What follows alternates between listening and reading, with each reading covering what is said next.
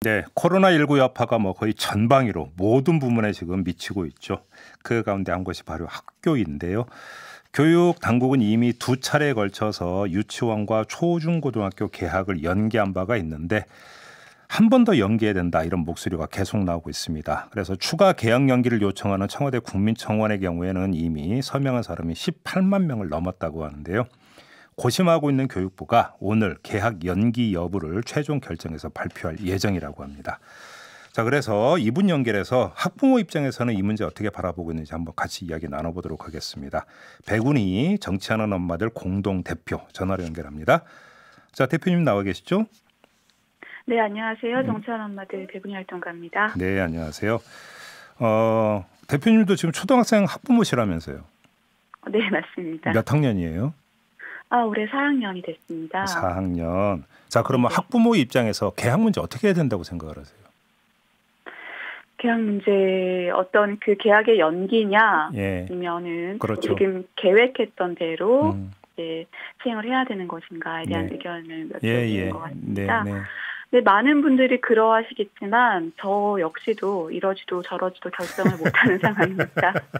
네, 해야 한다 아니다를 네. 하나로 결정하기가 굉장히 어려운 상황입니다. 그렇죠. 네. 네, 일단은 특히 불안도라는 것이 사람마다 다를 수도 있는데 불안도가 높은 분들은 아직 진정 국면이라고 하기엔 너무 판단하기 어렵죠. 그리고 그렇죠. 오히려 상황이 유럽된 주로 이제 대유행하는 시점인데 예. 대학으로 학교에서 집단 감염이 일어날 경우 어떻게 할 것인가 걱정이 높으시고요.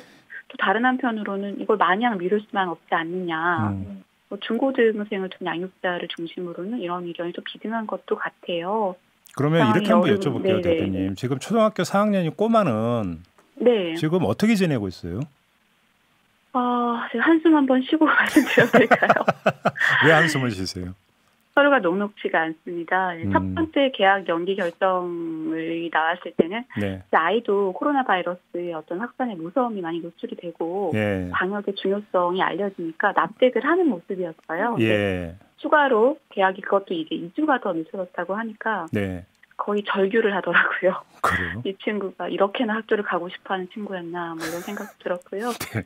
아무래도 사회적 거리두기가 강조되다 보니까 친구들도 못 만나고 집 안에서만 머무르는 시간이 대부분입니다. 그렇죠. 많이 예. 답답해하죠. 그래서 양육자 입장에서는 오히려 또 이렇게 활동성이 부족하니까 면역력이 떨어지지 않을까, 심리적으로 스트레스를 받지 않을까, 좀 이렇게 세심하게 살피려고 노력을 하고 있는데.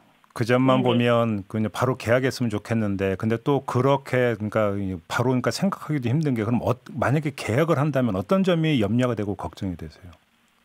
일단은 학교의 어떤 교실이라는 공간이 일정 공간에 많은 아이들이 모여서 그리고 또 장시간 생활을 하는 것이 집단 감염의 어떤 가능성을 굉장히 높이잖아요. 그렇죠. 그러니까 그런 부분에서 가장 우려가 크고요. 예. 그래서 계약을 언제 하느냐 이런 시기 문제도 사실은 촉각을 세우지만 가장 관심이 있는 것이 가장 걱정이 되는 것이 네. 학교 현장이 지금 이를 대처할 수 있을 만큼 준비가 되어 있는가에 대한 확신이 안 드는 거죠. 예. 학교 준비라고 한다면 구체적으로 어떤 걸까요?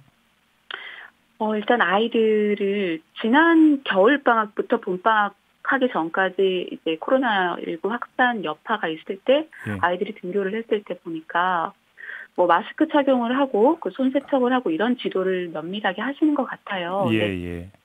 어쩔 수 없는 시간이 급식 시간이 있거든요. 밥을 먹을 때는 마스크를 벗어야 되기 때문에. 그럼요. 예. 네, 이제 공간이나 이런 급식 시간이 충분히 여의치 않으면 많은 아이들이 한꺼번에 그리고 안전하게 거리를 확보하지 못한 상황에서 급식을 해야 됩니다. 예, 급식 문제가 교사분들, 있군요. 네네. 모두 걱정스러운 상황이죠. 그러니까 저도 그래서 수업 같은 경우는 그냥 마스크 쓰고 하면 안 될까라는 질문을 드리려고 했는데 급식에서 딱 나와버리니까 그것도 한계가 있을 수밖에 없겠네요. 이렇게 돼버리면. 네네. 그리고 지금 이제 마스크 같은 경우도 지금 학교에 비축해 있던 그 마스크를 지금은 모두 푸른 상태 아니겠습니까? 네네, 그렇게 알고 있습니다. 그래서 지금 이제 다시 학교 비축분이 지금 다시 추가로 채워졌다는 얘기는 제가 아직까지는 듣지를 못하고 있는데 이게 이제 학교 안에서 마스크 공급이 원활하게 될지도 사실은 현재로서는 모르는 상황이고요. 그리고 또 예민한 화두죠. 지금 마스크는. 네. 그래서 마스크를 없이 학교를 보내야 된다. 예. 마스크 빈익빈 부익부다. 뭐 이런 목소리가 많아서 네. 일처가 필요해 보입니다. 그러게요. 근데 이게 또 이제 이런 걱정이 들더라고요. 이게 이제 고등학교하고 초등학교는 좀 다를 수 있는 게 그래도 고등학생들 같은 경우는 알아서 좀 그러니까 조심하고 대처할 수 있다고 하지만 초등학생 같은 경우는 그러니까 수업 시간 말고 또 쉬는 시간이 있고 여기서 이제 자기들끼리 막 놀고 뛰다 보면 어떻게든 이제 접촉이 더 그러니까 늘어날 수 있으니까 이런 게 또 걱정이 되지 않을까 부모 입장에서는 이런 생각도 들던데요. 네, 그런 시각들이 뭐 온라인 커뮤니티를 중심으로 많이들 읽더라고요. 네. 아이들이 마스크를 계속 지켜보고 하라고 하지 않으면 내리거나 그리고 뭐 하지 않거나 답답하죠, 당연히. 예. 그리고 아이들이 하지 않을 경우 담임 선생님께서 또는 학교에서 이를 어떻게 강제를 할 수 있을 것인가. 그러게요. 그때 어떻게 대처할 수 있을 것인가에 대한 어려움을 또 제기하는 분들도 계시죠. 그러면 좀 조심스럽긴 합니다만 그러면 그러니까 고등학교 같은 경우는 그러면 이제 그 개학을 하고 초등학교는 유치원은 조금 더 미루는 이렇게 하니까 좀 나눠서 접근하는 방식은 어려울까요? 어떻게 생각하세요 그런 건? 네, 저도 그런 의견을 접했는데요. 네. 아마 이게 이제 유초등, 중고등 학사 일정에 대한 차이에서 제시되는 것 같습니다. 아무래도 한국 사회 대입이 상당히 중요하게 여겨지죠. 네. 근데 지금 개학이 연기되면서 수시 일정, 뭐 수능 시험 시기 조정해야 되는 문제가 생기고 이미 뭐 재수생, 대학생 유불리를 다투는 모습이 보이더라고요. 네, 네. 그런데 이 학사 운영상의 목적 외에 감염병을 확산하는 것을 방지하기 위한 측면에서 대학을 분리한다. 과연 실효성이 있을까? 그렇긴 하죠. 의문입니다. 아무리 고등학생을 하더라도 이제 교실 환경이라고 하는 게 결국은 또 같이 모여 있을 수밖에 없는 환경이니까 근본적으로는 사실 또 그 다르다고도 볼 수가 없는 거겠죠. 그런 점에서는. 네. 그래서 감염이 확산될 경우 여파가 오히려 더 커질 것이고 그리고 뭐 고등학생 또 형제 자매가 있을 것이고 그러다 보면 사실은 다 전파의 원인이 될 수 있다고 생각하겠습니다. 그런데 이 점은 어떻게 봐야 될까요? 아마 그 대표님 주변에도 그런 분들이 많으실 거든 맞벌이 부부들이 있잖아요. 이렇게 되면 이제 돌봄 문제가 발생하라고 그래서 학교에서 돌봄 서비스를 제공한다고 했는데 그 소식을 보니까 그러니까 신청률이 그렇게 높지는 않았던 것 같아요. 어디에 지금 문제가 있다고 봐야 될까요? 뭐 지금 맞벌이뿐만이 아니라 헛벌이 분들도 굉장히 돌봄 상황은 어려움이 같이 있으시다라는 말씀을 드리고 싶고요.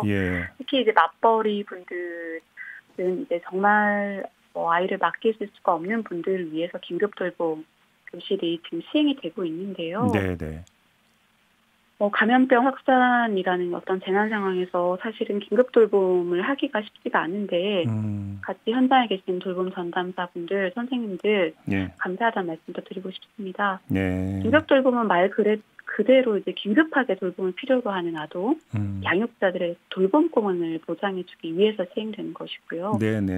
그렇기 때문에 이왕 시행될 것이라면 정말 세심하고 실효성 있게 저희가 진행이 돼야 된다는 목소리를 낸 바 있습니다. 네, 긴급 돌봄을 신청하는 비율이 낮고 또 신청하고도 실제 이용하는 비율이 낮다라는 목소리가 나오고 있는데 왜 그런 것인가? 이걸 좀 들여다봐야 될 것 같습니다. 일단 긴급 돌봄은 무조건 많은 인원을 수용하는 데 목표가 있어서는 안 될 것 같습니다.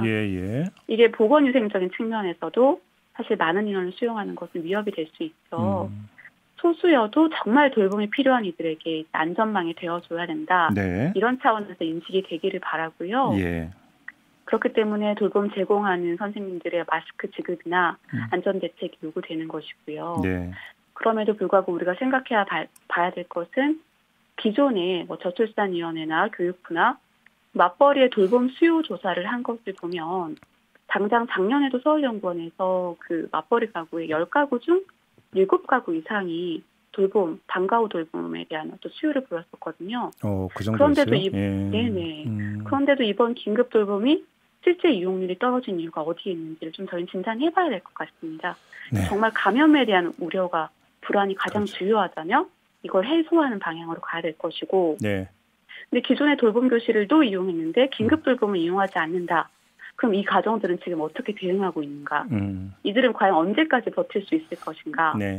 를 고민을 해야 되지 이거를 대처를 해야 향후 상황을 또 개학 연기가 더 늘어진다거나 했을 때 대처할 수 있을 것 같습니다. 알겠습니다. 하나만 더 여쭤볼게요. 지금 학교는 그렇다고 하는데 또 아이들이 이제 같이 모여서 수업을 듣는 곳이 학교만이 아니고 학원이 있잖아요. 네네. 근데 지금 학원 같은 경우는 휴원하는 것도 있지만 그냥 수업을 강행하는 학원도 꽤 있다 이런 소식이 계속 들리던데 주변에서 그런 얘기 좀 많이 들으셨어요? 맞습니다. 그 학원 일지가들 중심으로 학원 운영이 지난주부터 되게 됐다라는 얘기를 저도 많이 들었고요. 아, 그래요? 네, 실제로 보내는 분들도 계시고요. 학원이 걱정하는 거는 뭐 아시겠지만 공간 대비 밀집도가 더욱 높잖아요. 그렇죠. 그리고 환기하기도 어렵고 어떻게 방역이 어떻게 이루어지는지 면밀히 살피기도 어렵고 학교보다 어떤 공중보건위생 측면에서는 더 취약하다 이렇게 볼 수 있는데 이미 행정력으로 또 강제하기는 어려워서 그런 우려가 있을 수 있습니다. 그러게요. 이거는 약간 엇박자인 것 같은데 뭐 사실은 대책이라는 것도 한계가 있다라는 말씀으로 이해를 하겠습니다. 알겠습니다. 자, 오늘 말씀 여기까지 드릴게요. 고맙습니다, 대표님. 고맙습니다. 네, 지금까지 정치하는 엄마들 배군이 공동 대표였습니다. 이슈의 핵심을 꿰뚫는 예리한 시선, 믿고 듣는 진품 시사 김종배 시선 집중.